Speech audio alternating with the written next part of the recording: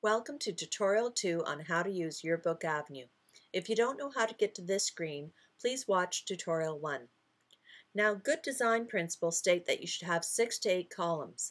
At this time, I have 5 columns, 3 on the left side, 2 on the right. So I'm going to add another column to the right side. I'll click on the ruler and drag a guideline across. I'm going to add another guideline, 1 pica apart. How can I tell it's 1 pica? Well, 1 box is equal to a pica. Let's zoom in and make sure that this is actually 1 pica apart. Yep, I placed that pretty well.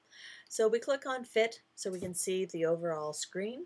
Now we're going to add the dominant element. The dominant element is often a photo. To add a photo, we'll click here and we can choose a box or one of these other shapes. Box or circle is recommended because they don't cut off any of the photo or much of the photo. If you use some of these other shapes, you may be cutting off part of the photo that helps to tell the story. So be careful using these other shapes. We'll create a box, and your dominant element is 2.5 times larger than any of the other elements. So we're going to make this quite large.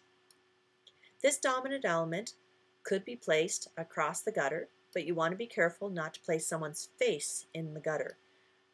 We also could put it somewhere on the right side or right page. For this one, I'm going to place it on the left page.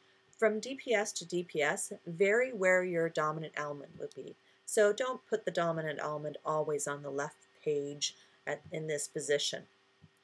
To format this photo box, we're going to go to the right and you'll see Format, and I'm going to add some rounded corners.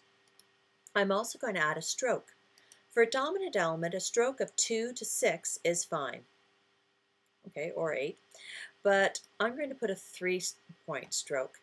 For a smaller element, a 0.5 or 1 or 2 at most would be appropriate. You don't want your stroke to be overbearing. I can change the color of this stroke, and you can see there are many colors here. However, your monitor may not represent the way the color will look in the yearbook. So look at Jostens color book and it will show how the color will appear on the glossy paper in your final product. I'm choosing Intense in Fire, and you can see that it's added a stroke and rounded corners, a 3-point stroke. I'm going to show you now how to separate elements by 1 pica by adding another photo box. Once again, the photo box has to be a column or 2 columns or 3 columns wide. If you make it 3 columns, you want to be careful that you're not making it larger than your dominant element. Now I need 1 pica apart, or these 2 photos 1 pica apart. So I'm going to zoom in again, and as you can see, this is 2.5 picas apart, 2.5 boxes. So I can use my arrow keys to move it up, and as you can see, it's 1 box. Go down, and here I have space for a caption, or I can expand the size of the photo box. Going back to Fit, now you can see I have 2 elements. I would then fill the rest of the space with captions and photos, captions and photos. I'm going to show you how to add copy. Copy includes the headline, the story, and the captions, along with the folio tab. The folio tab is a little bit different. Let me just start with the headline, and you do the captions and the story the same way as the headline. You used advanced text. So for the advanced text and the headline, I could make it 3 columns wide. Just a reminder that your copy, which is your headline, your stories, your captions, are always kept to the outside of your design. You wouldn't put it smack in the middle, just to keep it professional looking. I'm going to make it this size, and then I could place a story between these 2 columns. I'm going to change this to Sample Project, and now I'm going to go over to Format again, and you can see under Format there's different fonts. Ask your teacher to upload some more fonts if you don't find one you like to use. You can have a fancy font for your headline, but check with your teacher as to what font you're using for the story and the captions, because often that's kept consistent throughout the book. So fancier fonts for headlines. Not quite big enough. I can make it bigger. Oh, a little bit too big, it disappeared.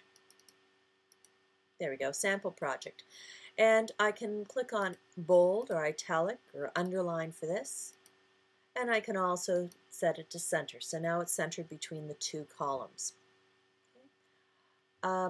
You could also add a stroke to this or a fill. Now watch when I go to fill, it does show the colors that have already been used on the page. So to match up the red, if you don't remember exactly which red you used on the stroke around the photo box, this will tell you which red it was.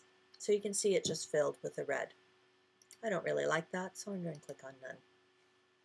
So now we have a headline and two photo boxes. Once again, you would use the advanced text to add in captions and to add in your story. Your next step would normally be to add your story. Oops. Add your story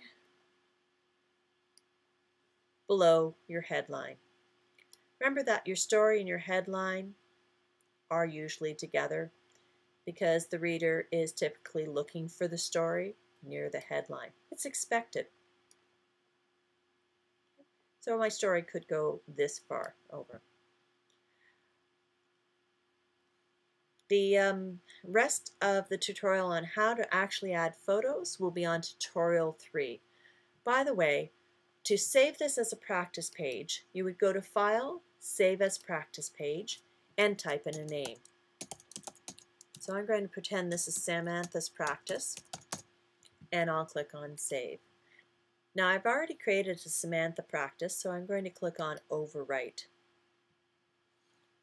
And then you're ready to sign out if you're done.